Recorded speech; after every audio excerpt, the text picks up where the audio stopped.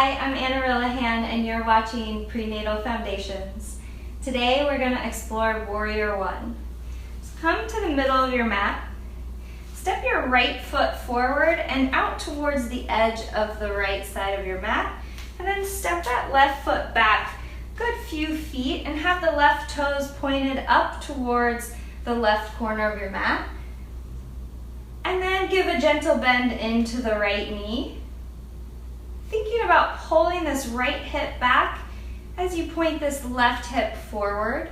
And you'll notice my stance is a bit wider than traditional Warrior One. I want to make room for the female pelvis and allow you to stabilize your hips, create more space and stability for baby.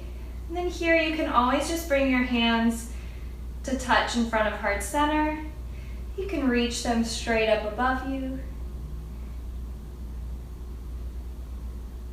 And continue to deepen the bend in the right knee, pressing through the outer edge of that left back foot.